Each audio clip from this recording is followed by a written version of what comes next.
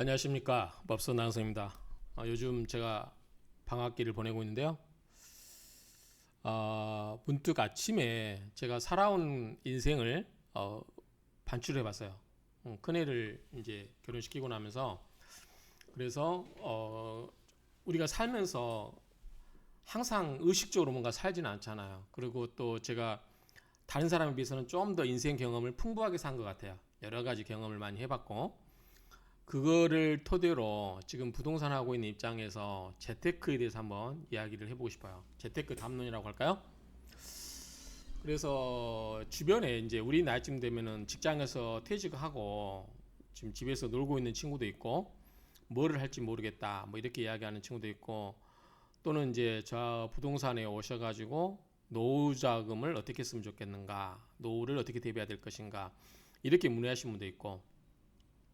그러니까 저는 개인적으로 주식 투자도 굉장히 오랫동안 했었고 아들하고 코인 투자 한 3일 해봤고 부동산도 제가 부동산을 오픈하면서 2017년 8월에 오픈하고 그 뒤로 부동산 투자를 좀 해봤죠. 저도 오피스텔도 투자를 해봤고 상가도 투자를 해봤고 해운권도 사봤고 물론 큰뭐 골프 회원권은 아니고 콘도 회원권 그다음에 사주 풍수 이런 것도 공부를 하잖아요.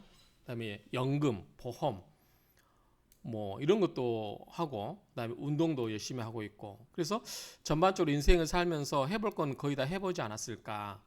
그렇지만 항상 모든 사람이 그렇지만 아쉽죠. 자기가 해온 것에 되돌아보면 그때는 이제 생각 없이 살다가 나중에 되돌아보면 내가 좀 더 이렇게 살았으면 좋지 않았을까라는 생각을 하게 되는 것 같아요. 그래서 혹시 제 이제 유튜브를 보신 분 중에 뭐 20대, 30대, 40대 이 정도 되신 분들은 혹시나 이 내용을 통해서 자기의 미래를 좀 더 풍부하게 설계를 해본다면 좋지 않을까.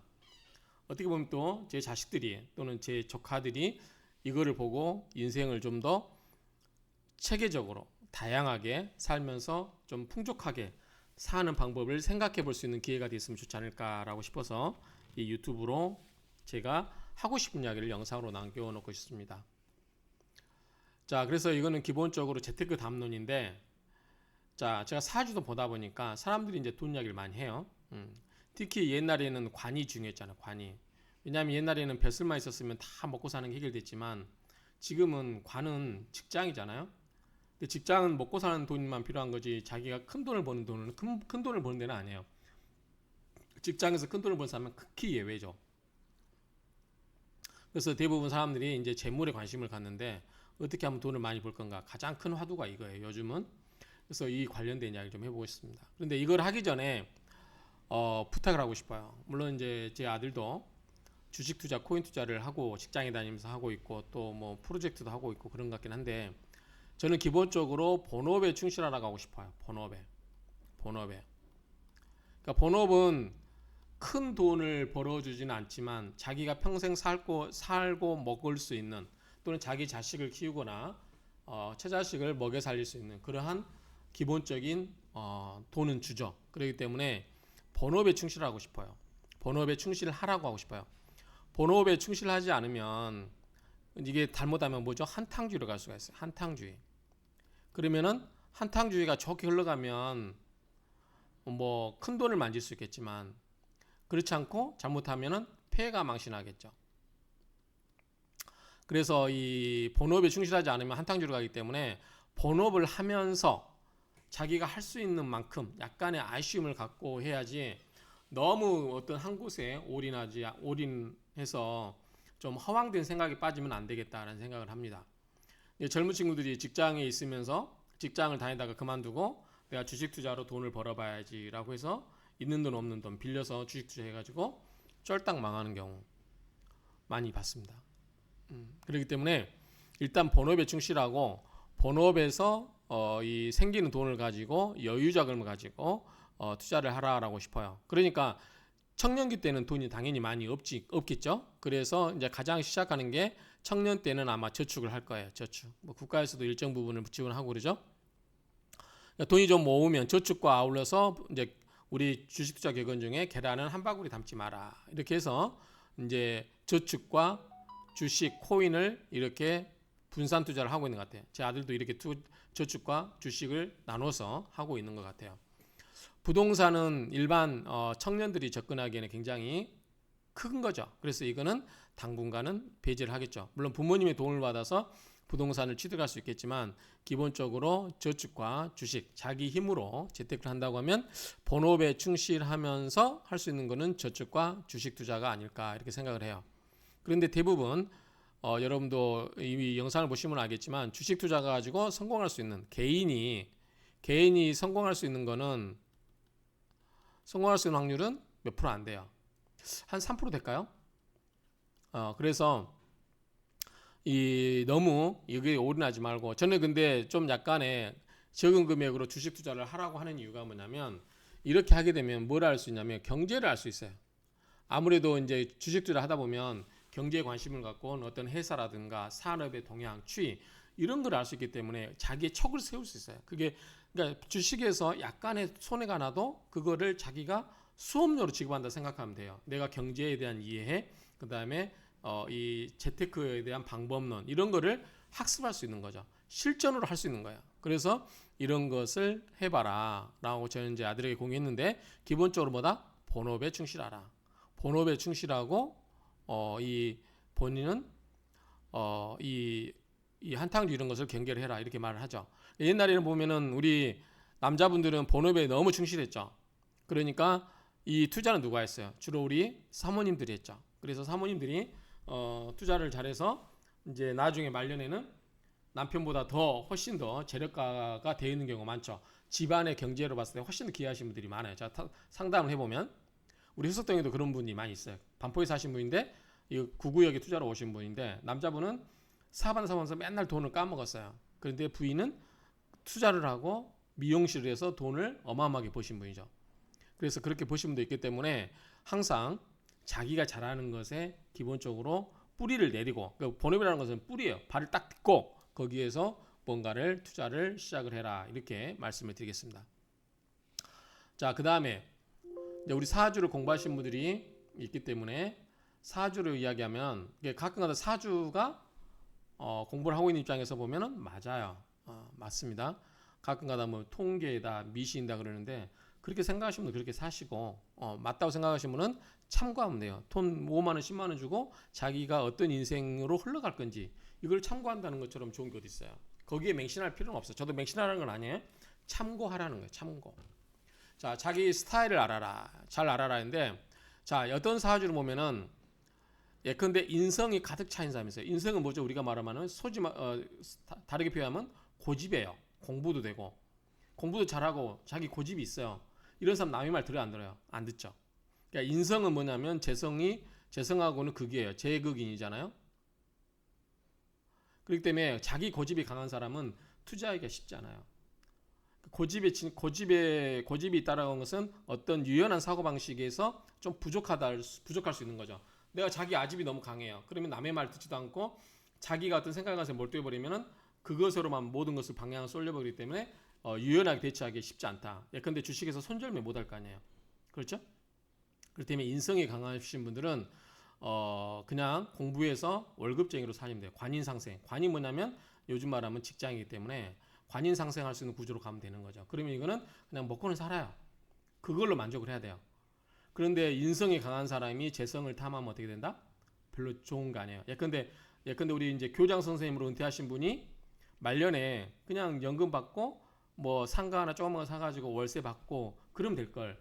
본인이 장사를 해보겠다고 해가지고 퇴직금 받아가지고 뭐 몇 억 넣어가지고 장사해서 쫄딱 망했다. 자기 노후자금 다 날아가는 거 아니에요. 그러니까 우리 사주 상담할 때 보면 이 인성이 강하거나 이런 사람들은 재성과는 좀 인연이 멀다 이렇게 보는 거죠. 비견도 마찬가지. 비견은 뭐냐면 내가 돈을 벌지만 나와 나누어 가져야 되는 사람이 많은 거예요. 내가 부양을 하거나 내가 내 돈을 벌어서 누군가를 지원을 하거나 이런 비견, 형제도 되지만 도움도 받을 수 있지만 또 내가 내 재물을 가지고 나누어 써야 되는 대상이 되는 거예요. 그래서 인성이 강하거나 비견이 많은 사람들은 이제 우리 궁겁증제라든가 이런 말을 하시는데 이런 경우는 재물과 인연이 좀 약하다 이렇게 볼 수 있어요. 자기 것에 만족할 줄 알아야 된다라고 볼 수 있겠죠. 그 다음에 가장 좋은 거는 재성이겠죠. 재성이 강한 사람은 재성이 강한 사람은 돈을 많이 만질 수 있겠죠. 돈을 많이 만질 수 있는데, 그런데 돈이 많이 있는데 이거를 재물을 지키는 거는 뭐가 있냐면 사주에 관성이 있어야 재물을 지킨다고 해요. 그래서 저는 이제 그게 왜 그럴까라고 생각을 하고 해보면, 관이라는 거 뭐냐면 우리를 지켜준다, 재물을 지킨다는데 이해가 안 되죠. 근데 이렇게 생각하면 돼요. 관이라는 것은 내가 어떤 규율에 잘 따르고 순응한다는 거죠. 그래서 어떤 내 고집을 피우지 않고 어떤 상황에 대해서 따라야 될 때 따르고 그렇게 해야 되지. 제도권에 내서 하고, 그다음에 법을 준수하고 여러 가지 그런 방법들이 있겠죠. 이렇게 해야만 내 돈을 지킬 수 있는 거죠. 만약에 탈법을 하거나 불법을 하거나, 그다음에 뭐 여러 가지 이 순응하지 않는 태도, 이 관이라고 하는 것은 내가 어떤 나를 극하는 것에 순응하는 거니까, 그런 태도를 보이지 않고 자기 아집이 강하고 그러면 돈을 지키기가 쉽지 않죠. 좋을 때는 좋겠지만 나갈 때는 한꺼번에 다 날아가 버리겠죠. 또 하나는 뭐냐면 식상인데, 식상은 뭐죠? 자기 재주를 드러내는 거, 뽐내는 거예요. 우리 연예인들 노래 잘하고 춤 잘하고 춤추고 막 그런 거 있잖아요. 우리 애들 중에서. 또는 뭐가냐면 노력도 돼요. 노력. 그러니까 식신이 많은데 재성이 없으면 노력은 죽어라고 하는데, 하는 것에 비해서 재물을 적게 얻는 거고, 식신 생재가 잘 돼 있으면 또는 상관 생재가 잘 돼 있으면 돈을 기발한 아이디어로 또는 좋은 아이디어로 재물을 많이 모을 수 있고, 관까지 있으면 또 그 어떤 제도에 순응하면서 재물도 잘 지키는 것. 돈을 버는 것도 중요하지만 재물을 잘 지키는 것도 중요하거든요. 그러니까 재물을 잘 지켜야 된다는 것은 내가 스스로 자기를 관이라고 하는 것은 나를 관극하거든요. 관은 나를 극하는 거예요. 나를 극하는 것은 내가 순종을 해야 돼요. 그러니까 내가 어떤 불법적인 거라든가 이런 것에 유혹을 느껴도 나 스스로 극제를 하고 나를 잘 지켜서 거기에 넘어가지 않게 해야만 내 재물이 지켜지는 거지.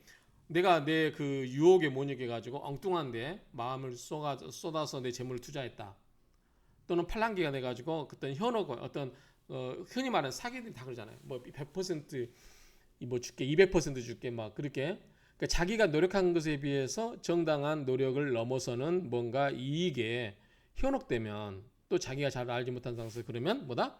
대부분 이 스스로, 이 관이라고 하는 것은 절제하는 마음이라고 할게요. 절제하는 마음, 나를 이기는 마음, 나의 어떤 유혹으로부터 나를 지키는 마음.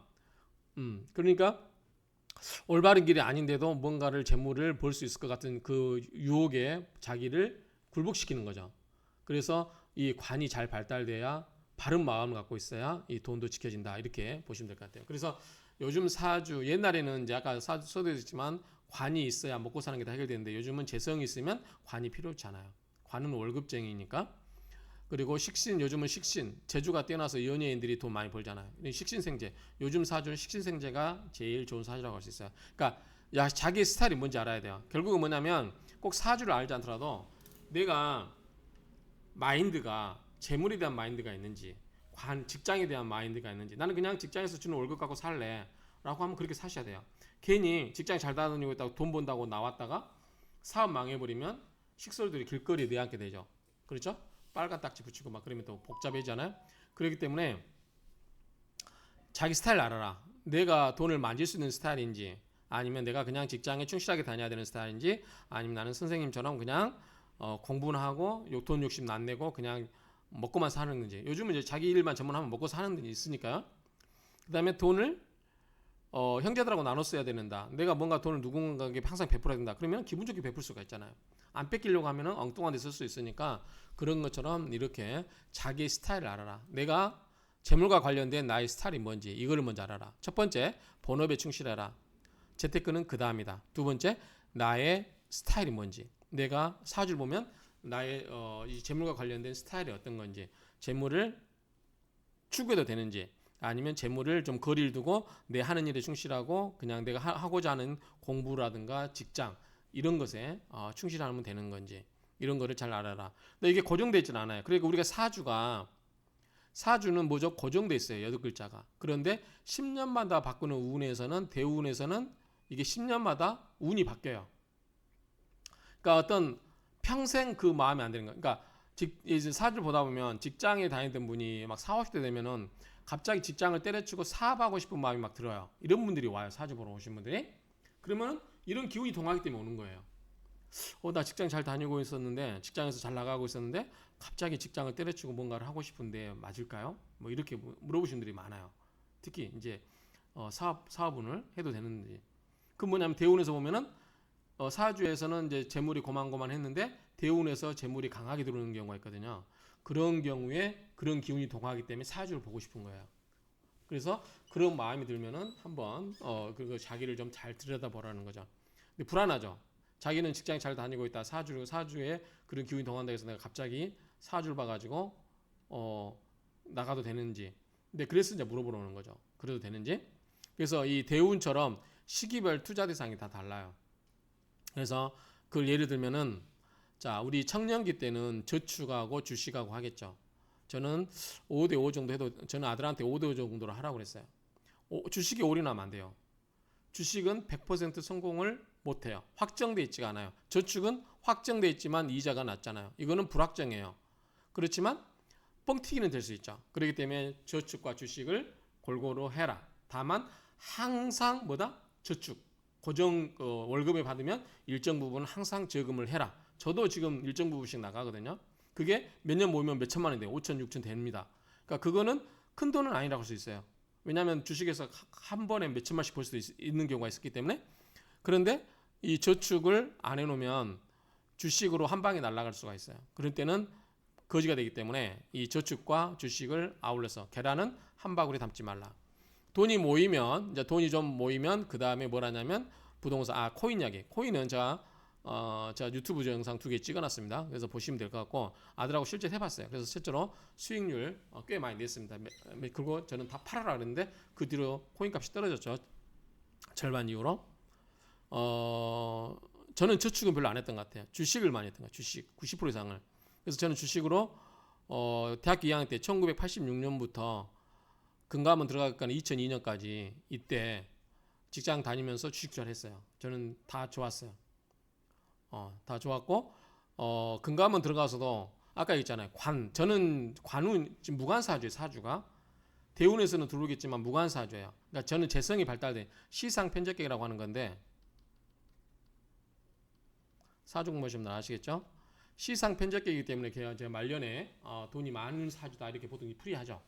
그런데 재성을 추구해야 되는 사람인데 관을 추구하다 보면 근데 후회되냐? 후회는 안 돼요. 왜냐하면 돈 대신에 내가 경험을 해봤으니까 직장이라는 걸 여러 직장을 저도 많이 경험해봤으니까 흔히 말하는 신들의 직장이라고 하는 경험을 다 해봤으니까. 그런데 제가 금감원에 있을 때 KTF 주식 있잖아요. 금감원 들어가면 주식 투자를 못하게 해요. 그러니까 처음에 입사하면서 경력적으로 들어가면서 입사하면서 KTF 주식을 샀어요. 4억 정도로 샀었어요.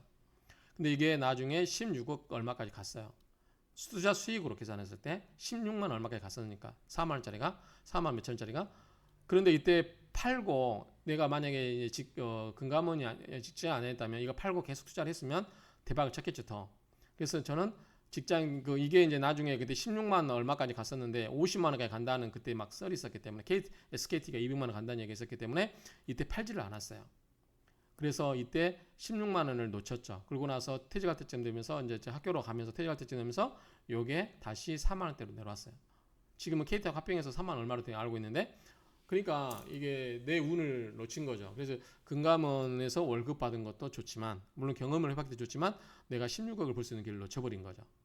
그러니까 그게 좀 아쉽고 또 하나는 제가 이제 미국에 아까 인성이 있었죠. 인성이 공부라고 했죠.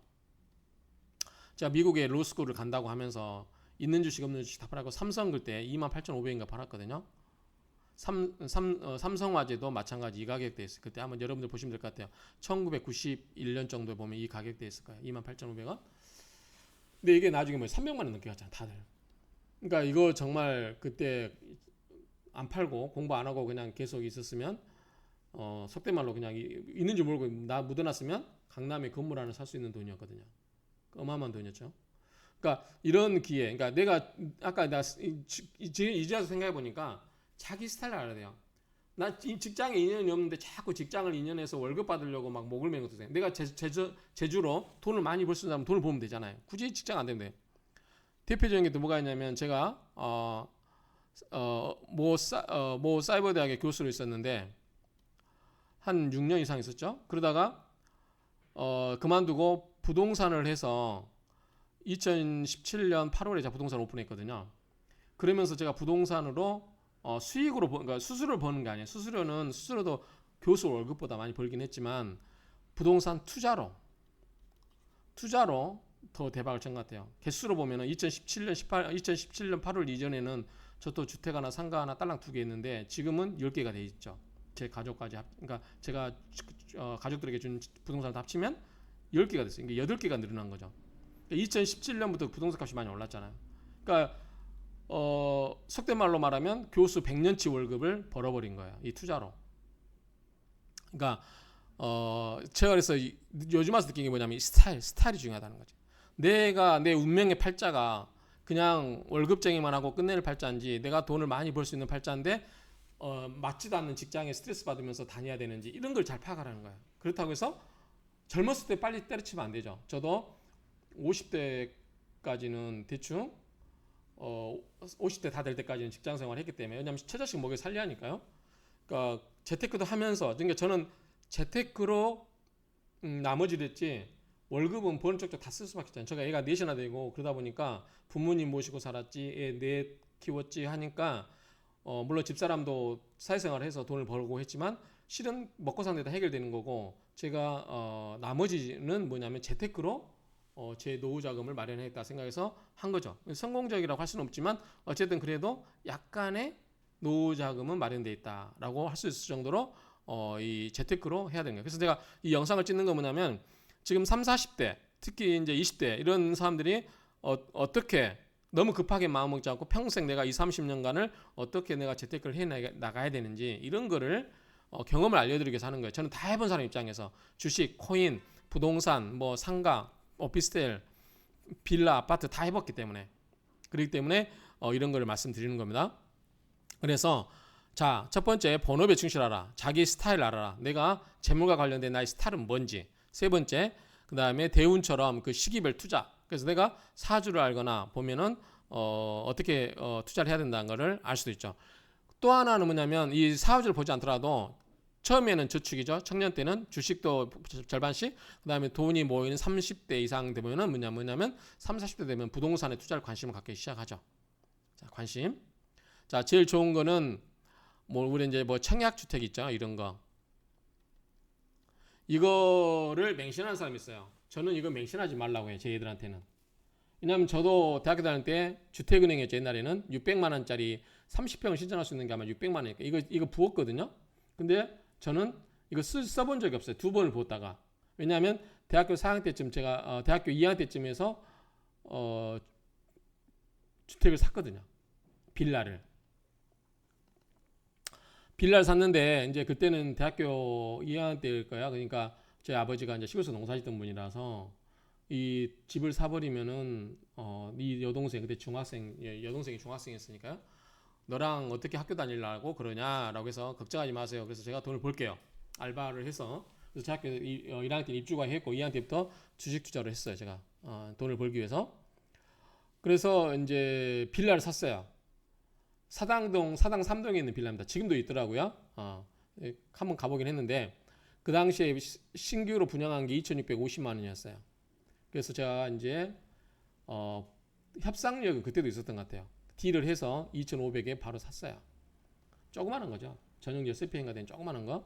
방 3개짜리. 그래서 부모님, 나, 사촌 여동생까지 다 이렇게 살았다가 이거를 그 2, 3년 있다가 5천만 원에 팔았죠.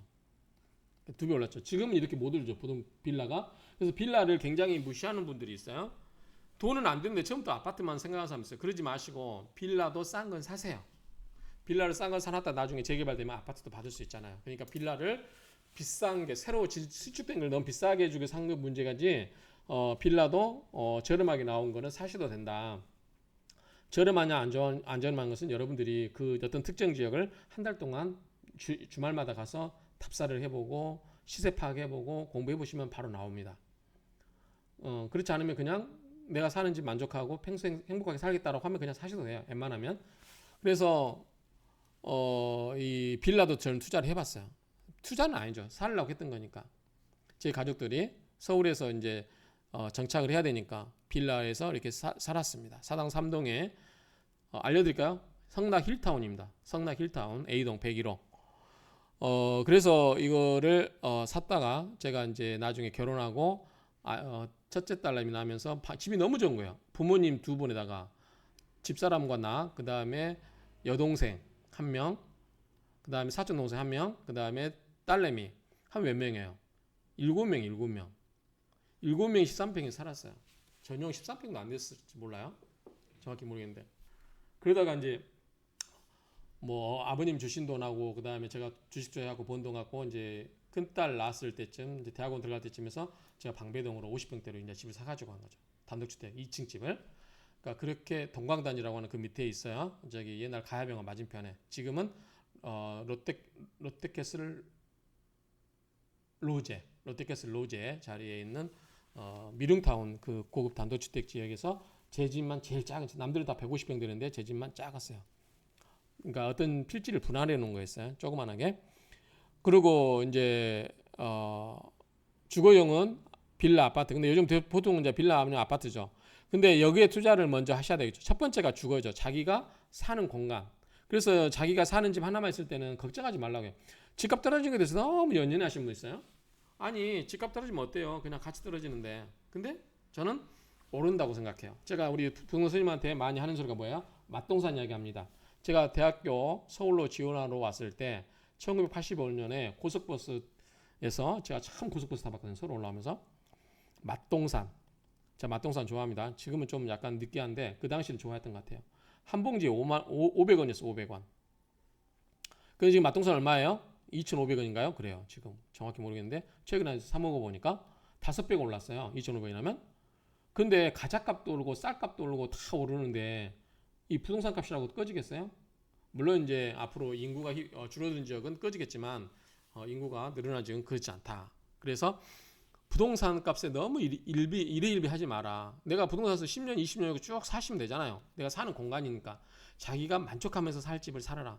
자기가 돈을 벌기 위해서 너무 고생스러워하면서 그런 데 가서 살지 말고 그냥 내가 살다 보면 좋은 집에서 살다 보면 내가 쾌적하게 살다 보면 좋은 일이 생길 거야. 이렇게 생각하시면 되잖아요. 저도 그래서 방배동에서 17년 살았어요. 그 다음에 흑석동에 와서도 저는 재개발 때문에 투자로 온 건 아니고 지금 마켓스 바로 뒤에 있잖아요. 고급 단독주택. 한강 보이는 100평짜리 넘는 단독주택의 4층짜리 건물, 신축 건물 사가지고 왔어요. 저도. 재개발이 아닌 구역으로. 근데 나중에 포함이 돼서 아크로에 들어가 버린긴 했지만 어쨌든 나는 내가 사는 집은 절대 투자 목적이 아니라 우리 가족이 행복하게 살 수 있는 공간. 누구나 탐낼 만한 집. 그래서 강남의 사모님들이 막 3분이 나와서 저희 집 팔라고 했어요. 너무 집이 좋으니까. 그런 식으로 자기가 이 주거용은 자기가 만족하는, 자기 식구들이 만족하는, 자기가 조달 가능한 범위 내에서 그렇게 하셔야 돼요. 근데 가끔가다 자기가 조달 가능하지 않는데 막 아파트를 꿈꾸고 비참해하거나 그런 분이 있어요. 그러실 필요 없어요. 제 딸도 보니까 막 처음에 강남 아파트를 꿈꾸던데 본인 능력도 안 되면서 그러면 안 되죠. 본인이 나중에 벌어서 할 생각을 해야지. 능력껏 해라. 주거용 첫 번째. 자, 빌라를 거치고 아파트를 거치고 하면 이제 돈이 좀 모으고 그러면 그 다음에 생각하는 게 뭐예요? 아파트를 계속해서 늘려가는 방법이 있어요. 고급 단지로. 뭐 이제 원베일 같은 경우 지금 100억대짜리도 아파트 있잖아요. 저 같으면 그렇게 안 삽니다. 제가 방배동 집 팔고 방배동 롯데캐슬 로제 재건축 되면서 팔고 흑석동에 100평 흑석동 그 당시 한 3분의 1밖에 안 됐어요. 그 가격이. 그러면서 나머지 돈 갖고 딴 데 투자를 해놓고 흑석동 집도 산 거잖아요. 그렇기 때문에 너무 여기에 올인하지 마라. 그래서 이제 집사람이랑 저랑 한 소리가 뭐냐면 너무 비싼 집에 깔고 앉을 필요는 없어요. 그러니까 돈이 많으신 분들은 가능한데 돈이 별로 없으신 분들은 올인 집 한 채 너무 올인하지 마라. 큰 주택에. 그러면 쪼개야 되겠죠. 아파트를 쪼개고 그 다음에 수익형을 하셔야 돼요. 자, 쉽게 할 수 있는 게 오피스텔이에요. 월세를 받으려고 하죠 보통. 그 다음에 상가인데 구분 상가하셔야 돼요. 가끔가다 이제 저한테 상담하시는 분들 뭐냐면 그 동대문 쇼핑몰 같은 데 가면 이렇게 필지가 구분이 안 돼 있는 게 있어요. 그냥 통으로 여기 속해 있는 거, 지분 형태로 있는 거 이런 건 하시면 안 돼요. 자기가 처분하기 곤란하고 별로 이렇게 처분이 용이하지 않기 때문에 가격이 그렇게 올라가지도 않을 수 있어요. 그래서 상가는 구분 상가, 아파트 코너. 그래서 앞에 저번에 상가 찍어드렸는데 코너에 있는 좋은 자리, 커피숍 자리, 뭐 부동산 자리, 빵집 뭐 이런 거 들어오면 아니잖아. 편의점 자리 이런 거 인구가 유입되는 지역의 구분 상가는 좋다. 그 다음에 지방하고 서울하고 어떻게 할 거냐. 자, 지방은 뭐냐면 싸요. 그 대신 뭐가 수익률이 좋아요. 수익률. 수익률이 굉장히 좋습니다. 제가 옛날에 한때 그 광주 금호에 10억짜리 건물 상가 건물을 하나 살고 생각을 했었는데 수익률이 15% 나와요. 어마어마하게 좋죠. 근데 이거 가격이 올라요, 안 올라요? 안 올라요. 서울은 뭐냐면 비싸요. 수익률이 당연히 낮잖아요. 3배에서 4%밖에 안 돼요. 그런데 뭐가 있냐면 가격이 올라가요. 그러니까 가격 올라가는 폭이 이 수익률보다 훨씬 더 커요. 근데 이제 본인 스타일인데 내가는 수익형에서도 수익률이 좋은 거, 월세가 많이 나온 거 샀겠다면 약간은 지방의 번화가도 괜찮아요. 근데 이제 나는 그것보다도 서울에 좀 좋은 지역에 수익률이 떨어져도 그걸 사겠다 하시는 분들은 이걸 하시는 게 좋죠. 가격이 많이 올라가니까 오히려 수익률보다 훨씬 더 가격이 올라가는 게 폭이 커요. 물론 떨어질 수도 있어요. 그러니까 그거는 여러분들이 판단을 잘 하시라고 하고 또 내가 관리한 지역이 있는지 이런 거 봐야 돼요. 두 번째, 회원권. 이제 세 번째 회원권이죠. 이제 부동산 특히 회원권 중에 대표적인 게 뭐죠? 이제 골프 회원권 있는데 저는 아직 골프 회원권은 없습니다. 5억씩 막 17억씩 20억씩 달라는데 그거 있으면 재개발에 투자하지 골프 회원권도 합니까? 그 골프 회원권 돈이 많으신 분들 하시면 돼요. 그러니까 분산해 두면 되죠. 근데 저는 이제 콘도 회원권은 대명하고 금호 콘도를 두 개 갖고 있는데 이제 이거 잘 나갈 때 사둔 거죠. 안 올라요. 그 대신 내가 돈이 없을 때 요긴하게 쓸 수 있어요. 평상시에는 그냥 회원권을 이용하다가 쉽게 팔 수 있죠. 싸니까. 이런 것도 생각해 보시고 그 다음에 이제 마지막으로 그러니까 주거형이 끝나고 수익형 한 다음에 마지막으로 하는 게 저장형이라고 이제 제가 이름을 붙였는데 토지예요. 토지는 묵혀둬야 돼. 우리가 속된 말로 된장처럼 푹 묵혀야 된다고 그러죠. 물론 이제 그 대신 대박 칠 때는 엄청나게 대박을 쳐요. 그렇기 때문에 안 칠 수도 있어요. 그런데 이거는 정말 여윳돈으로 하셔야 돼요. 없어도 되는 돈이다 생각하는 돈으로. 근데 그게 쉽진 않은데 이제 물론 정보가 있으면 하지만 기획부동산에 넘어가시면 안 돼요. 기획부동산 해가지고 이번에 어디 개발되니까 어떻게 해라. 필지 분할도 안 된 걸 막 하라 그러는데 절대 기획부동산에 전화 오면 안 돼요. 전화 오는 데다가 투자하시면 안 돼요. 그게 기획부동산이에요. 제가 많이 상담받는 게 기획부동산인데 저도 전화를 많이 받아요. 그러면 그래요. 꼬치꼬치 다 물어봐요. 그러면 대답을 못하고 끊어요. 그리고 그렇게 좋으시면 당신이 하면 되지. 그러니까 자기가 발로 품을 팔아야 돼요. 그래서 제가 이 양평, 가평, 김포 돌아다니면서 저도 이제 전원주택지를 물세 간다고 막 엄청 주말마다 다녔거든요. 굉장히 오랫동안 다녔어요. 그래서 결론 내는 게 뭐냐면 자기가 살고 있는 구역에서 60km 이내 그래야만 가져요. 제가 시골 전남 화순에 부모님이 원하셔서 집을 사드렸어요. 그때 2,700만 원 정도 들어서 다 수리비랑. 근데 영산강 환경 결정해서 충분히 부모님들이 사실 만큼 사시고 1억 700에 팔았어요. 사줬어요. 광주 식수원이기 때문에 꽤 많이 차이가 났잖아요. 물론 어머님 명의로 돼 있었지만 그래서 뭐냐면 토지는 자기가 필요해서 사는 것도 있지만 그냥 묵혀두기 위해서 정말 지금은 돈이 필요 없어 이 돈은 라고 할 정도의 여유가 있을 때 토지를 하라고 하고 싶어요. 진짜. 근데 유튜브 보면은 어떤 기업인은 기업을 팔아서 200억을 가지고 산으로 갔다 이런 내용 유튜브도 있잖아요. 거기서 산을 갖고 살잖아요. 그러니까 이 토지는 정말 여윳돈 있으시면 묵혀놔라. 그래서 묵힐 때 풍수적인 것도 고려를 하라고 말씀드리고 싶어요. 그 풍수적인 고려 뭐냐면 일단 풍경이 좋아야 되겠죠. 풍경이 좋아야 사람들도 보러 오지. 그러니까 풍경이란 뭐예요? 흔히 말해서 산수죠, 산수. 산과 물이 흘러가는 곳. 우리가 이제 이중원 선생님의 택리지 보면은 십경인가 나오죠. 십경. 한국에 그 좋은 풍경 있고 살기 좋은 곳. 그런 것처럼 여러분들이 주말마다 차 타고 다니면서 놀러 다니세요, 그냥. 저는 오토바이 타고도 다녔는데 놀러 다니다 보면 많은 걸 보게 되잖아요. 제가 요즘 산을 다니기 때문에 산에서 약간 색다른 것도 느끼고 그런 거 있잖아요. 많이 다니다 보면. 그러니까 여러분도 주말에 그냥 놀러 다니면서 맛집 다니면서 보시고 그다음에 자연스럽게 이 눈에 들어와요. 그런 게. 그래서 풍경 이런 것도 중요하고 접근성이 중요해요. 접근성이 중요한 이유가 뭐냐면 저는 그래서 60km 이내로 샀거든요. 만약에 같은 양평군이라고 해도 저기 그 횡성하고 접평되어 있는 지평면인가요? 그쪽 있잖아요. 거기는 한 양평읍에서 20, 30km 가야 돼요. 그건 너무 멀어요. 그래서 너무 멀면 가지지 않는다. 그래서 이 접근성도 중요하다. 그리고 아까 풍경 중에서 뭐냐면 제가 이제 뉴스에 많이 나오는데 김건희 여사 지금 시끄럽죠? 양평 병산리에다가 제가 땅을 샀어요. 병산리에다가 한 13년 전에 병산리 근데 그 당시에는 이제 그쪽에 전원주택지에 2가구인가밖에 없었는데 지금은 한 100가구 이상 늘어난 것 같아요. 전원주택지가. 그리고 최근에는 앞에 도로 포장도로까지 다 해줬어요. 포장도로 해주고 뭐 관객 수로라나요? 그것도 만들어주고 최근에는 이제 아스팔트도 깔아준다고 하는 이야기가 나오는데 그 뒤에 이제 이쪽에 제가 수천 평을 땅을 사놨거든요. 그 뒤에 산도 산도 제가 이제 투자를 해놓고요. 그러니까 뭐냐면 거기가 한 거는 뭐냐면 양평 시내가 보여요. 시내가 보인다는 거는 야경이 멋있죠. 그리고 뭐가 있어요? 편의가 있어요. 여러분들 전원주택 살아도 제일 이제 신경 쓰는 게 뭐냐면 내가 먹거리를 사러 가야 되잖아요. 그리고 아프면 병원도 가야 돼요. 여차하면 택시도 불러서 타야 돼요. 이런 것들 할 수 있어야 되잖아요. 그런데 너무 산골짜기 오지로 들어가요. 나오는데 1시간 막 이렇게 걸리면은 안 되잖아요. 심지어는 여기 병산리에서는 햄버거도 배달이 돼요. 다만 10,000원 이상 주문해야 하라고 그러더라고요. 그러니까 양평 시내권이라 할 수 있어요. 시내권.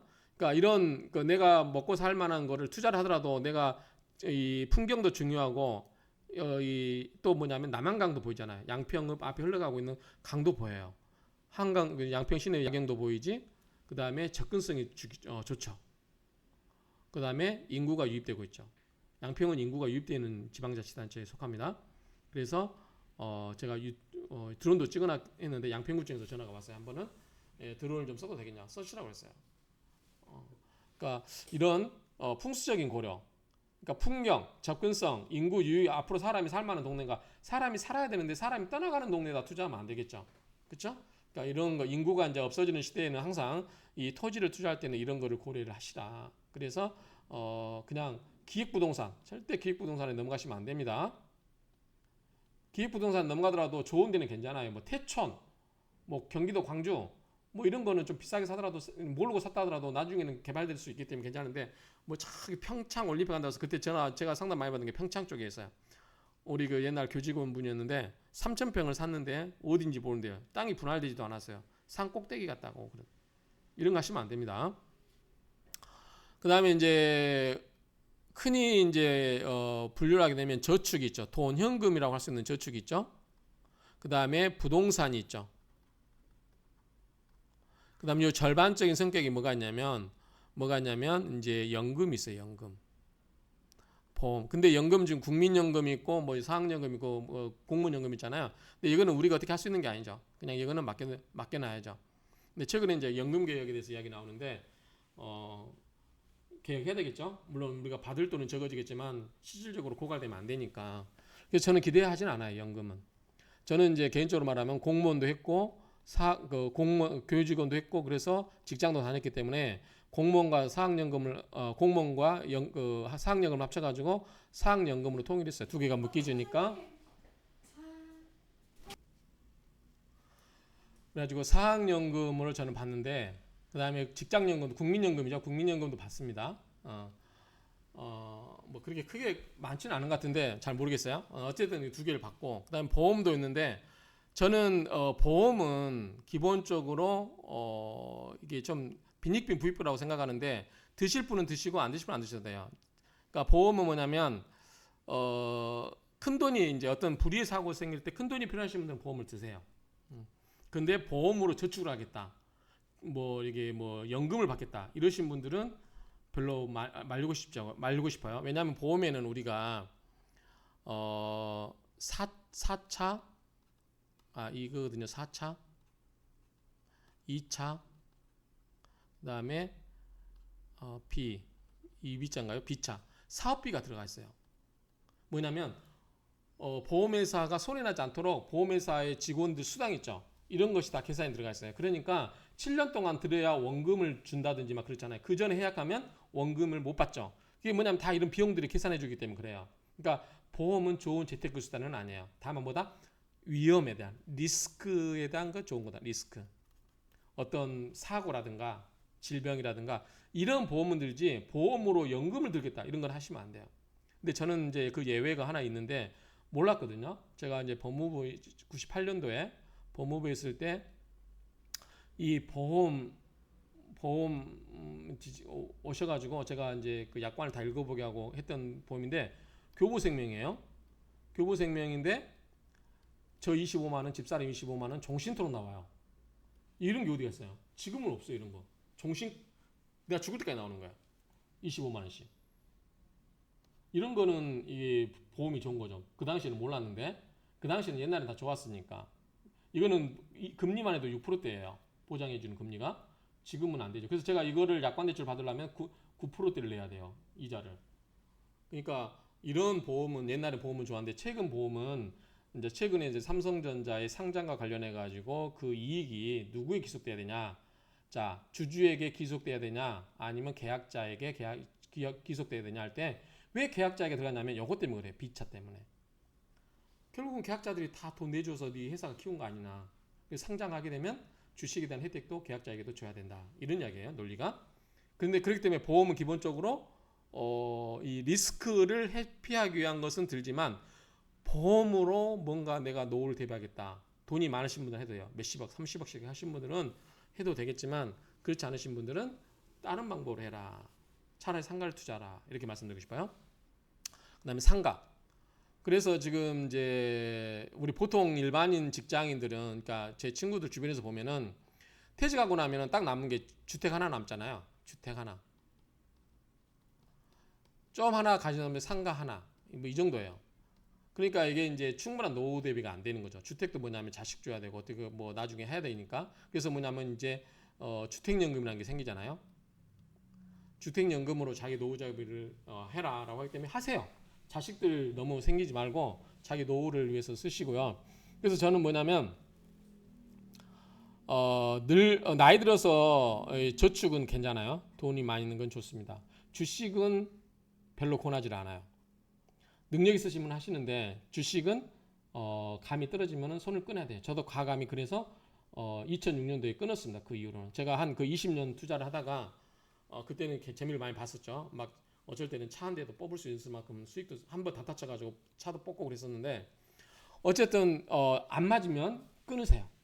가끔가다 안 맞는데 주식 갖고 주구장창 하신 분 있어요. 이것밖에 할 수 있는 게 없나 봐요. 그래서 옛날 우리 이제 객장이나 제가 대학교 2학년 때 주식 했다고 했잖아요. 미아리 럭키증권이었어 그때 당시에. 가면은 그 객장이었으면 할아버지들이 많아요. 할아버지 할머니들 참 많았어요. 그 뺑글씩 막 쓰고 그랬는데 어쨌든 이제 취미로 하는 건 좋아요. 취미로. 근데 이걸 투자 목적으로는 좀 보류를 하십사라고 말씀드리고 싶어요. 그래서 주식은 때가 아니면 과감히 접어라. 나한테 안 맞는 스타일은 과감히 접어라. 아까 제가 했잖아요. 자기 스타일을 알아라. 저는 그래서 주식 투자 몇 억씩 뭐 4억씩 5억씩 갖고 투자하다가도 딱 때가 나는 운때가 끝났다 싶어서 과감히 2006년도에 다 접었어요. 다 팔고 그냥 그 뒤로는 주식 투자 하지 않습니다. 때가 아니다. 그 뒤로는 이제 뭐냐면 2006년도에 주식 끊고 2008년도에 금융연구소에 있을 때 미국 서브프라임 모기지 때문에 제가 부동산을 공부하기 위해서 자격증을 땄거든요. 그러고 나서 2015년도에 오픈하고 그 뒤로는 제가 부동산을 투자한 거죠.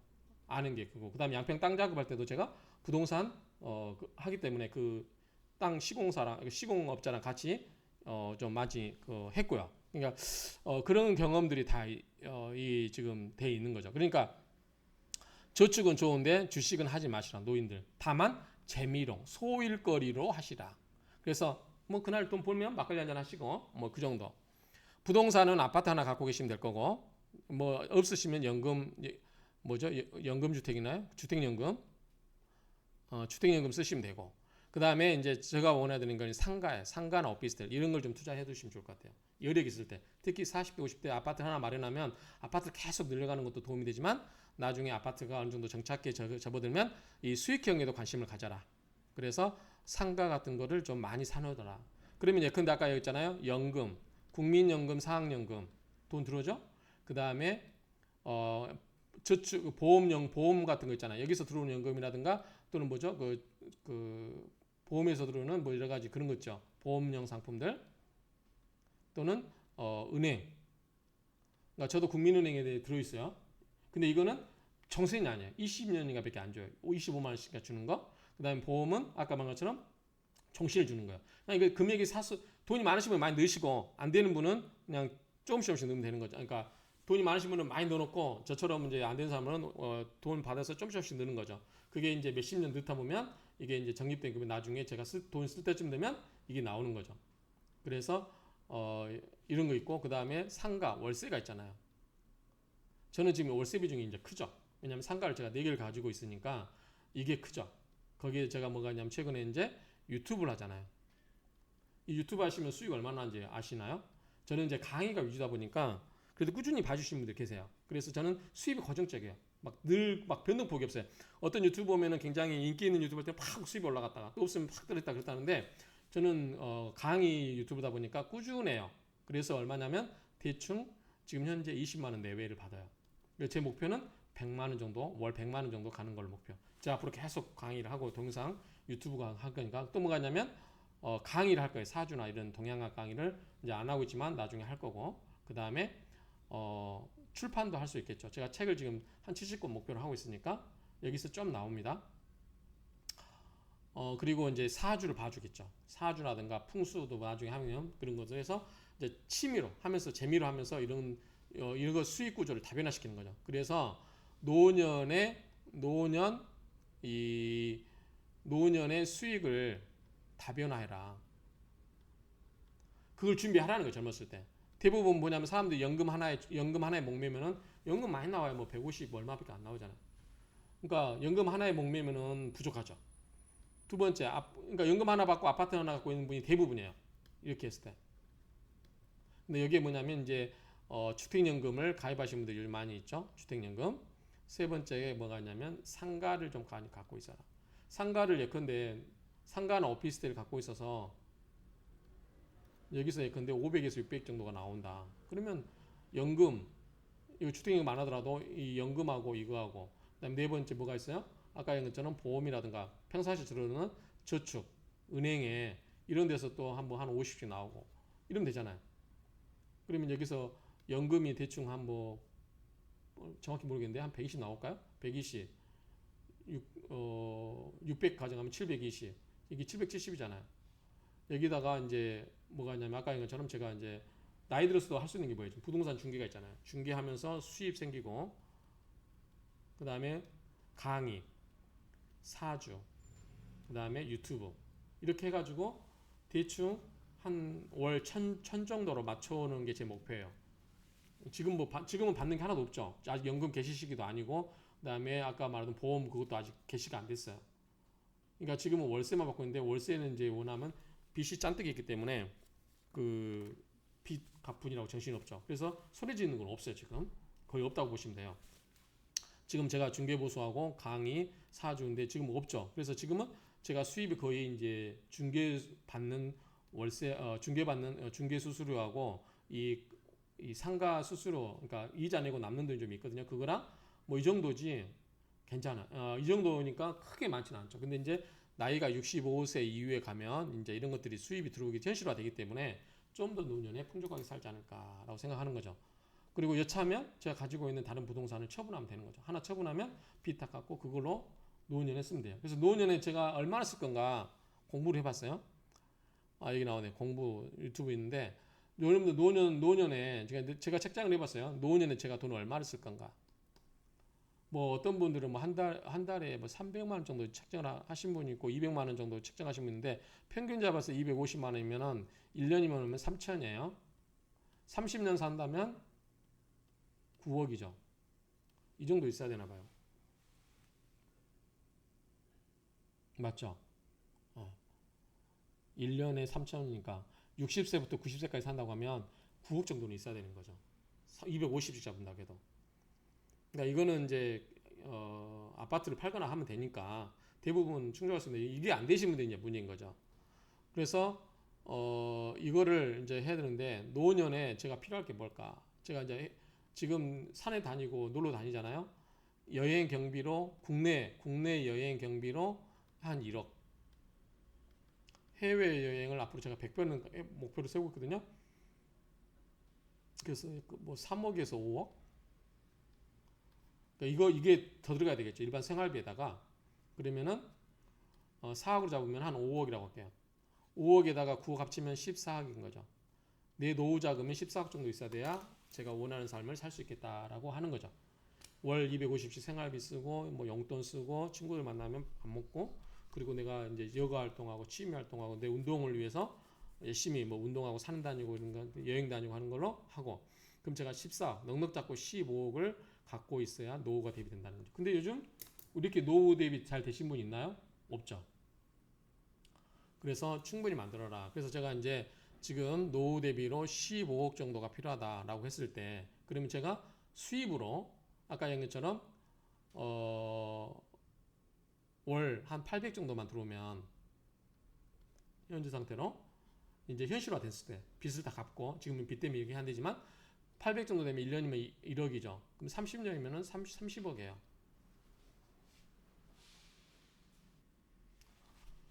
근데 30억이기 때문에 아까 소요된 임금이 15억이니까 그래도 15억이 남는 거죠. 그렇죠? 남는 거죠. 그러면 제가 쓰고도 제 자식들에게 현재 있는 부동산들을 나눠주고도 제가 현금으로 좀 나눌 수도 있겠다 이런 생각을 하는 거죠.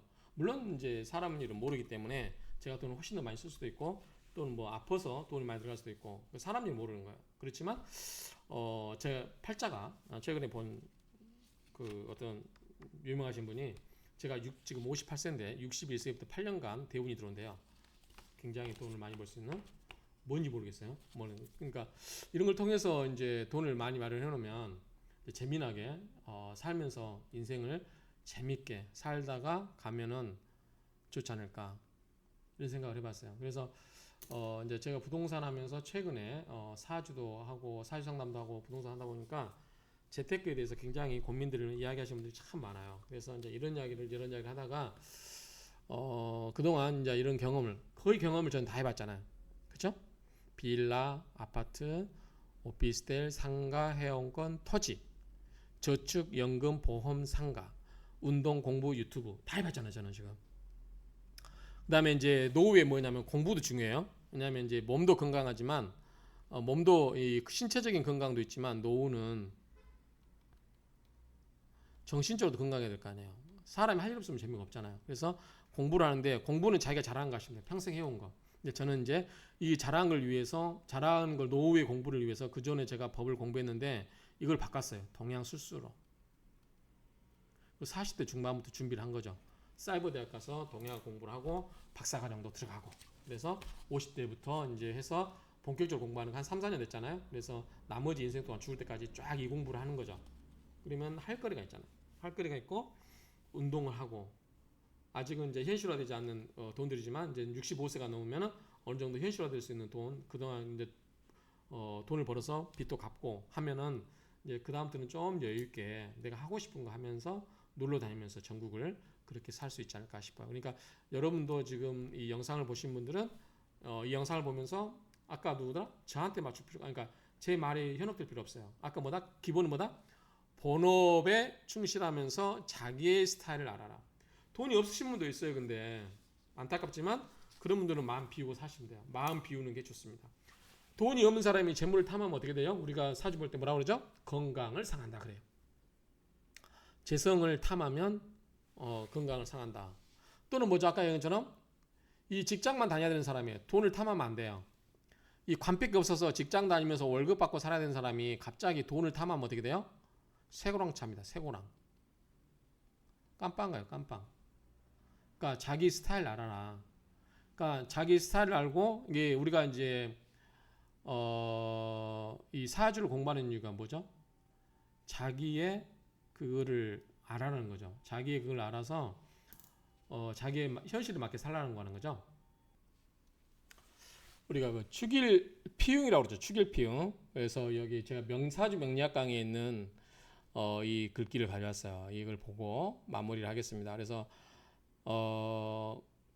현실에 발을 딱 딛고 즉 본업에 충실하고 모든 사람이 다 똑같을 수는 없어요. 제 아버지가 농사꾼이어서 일자 무식이고 학교도 안 다니신 분인데 저는 지금도 이 아버지가 해준 말 중에 두 마디가 항상 있어요. 첫 번째가 뭐냐면 사람은 위로만 보고 못 산다. 위만 보고 못 산다. 그러니까 자기 붓을 알라는 거죠. 너무 위만 받아보면 사람이 허황되고 둥둥 떠다니죠. 그러면 패가 망신할 수가 있다. 두 번째가 지는 것이 이기는 것이다. 굳이 이기려고 하지 마라. 이 두 가지 말씀을 우리 아버지가 해주셨는데 참 인생에서 나오는 제가 요즘 살아보니까 좋은 말인 것 같아요. 참 진리인 것 같아요. 그 말이. 그래서 이거를 보고 하겠습니다. 여러 가지 이제 제가 뭐 이야기를 많이 했지만 이걸 다 옳다는 게 아니야. 사람마다 다 달라. 아까 이야기했죠. 자기 스타일 알아라. 나는 돈이 없고 그냥 열심히 직장 다니는 팔자면 열심히 직장 다니면 되는 거죠. 그게 마음 편한 거예요. 나는 돈을 벌어야 되는데 직장에 가서 스트레스 받고 살 필요 없고 그냥 직장을 때려치고 나와서 해도 되는데 그래도 불안하죠. 왜냐하면 항상 뭔가 떠있다라는 불안감이 있거든요. 그래서 그런 것들이 있는데 한번 이거 읽어보고 여러분들은 이 제가 하는 말을 그냥 참고하시면 돼요. 이거를 뭐 고지고대로 믿을 필요도 없고 그냥 경험을 좀 더 많이 해본 사람 입장에서 특히 상담을 좀 많이 해보는 사람 입장에서 이런 이야기 들으면 이 정도로 참고하면 좋겠다 싶어가지고 제가 생각나는 대로 그냥 이야기한 거니까 이거를 너무 맹신할 필요는 없고요. 자기 스타일에 맞게 자기가 스타일에 맞게 자기가 멋있게 살만한 그런 자세로 배포로 그렇게 사시면 될 것 같아요. 한번 읽어보고 마무리를 하겠습니다. 안분 지적 많이 들어보셨죠? 자기 분수를 자기 분수에 편안하고 그 족함을 알며 그러니까 자기 분수가 편안하다.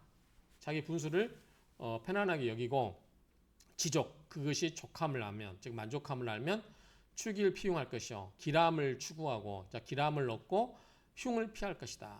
그렇죠? 모든 것은 일체 유심점 뭐 다 이런 말이에요. 자기가 만족할 줄 알면 되는 거야. 행복을 또 어떤 분은 행복을 만족이라고 하잖아요. 만족. 그러니까 너무 만족을 하려면 남하고 비교할 필요가 없어요. 우리가 이제 불교에서 말하면 아상 이렇게 쓰나요? 아상, 인상, 생각상 이상가? 이건가요? 이게 없는지 모르겠는데 아상, 인상, 자기라는 생각, 인상, 남이라는 생각. 남이라는 생각은 뭐예요? 분별심이죠. 구별하는 거예요. 남들과 비교하는 거예요. 남들하고 비교할 필요가 없어요. 그러니까 자기가 자기를 알면 만족하고 행복하면 되는 거죠.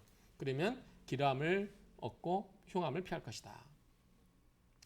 제욕 중절하면 욕심을 억제하고 중절 스스로 마땅히 중간에 끊을 줄 알면 중도를 지키면 교화 치평하리라.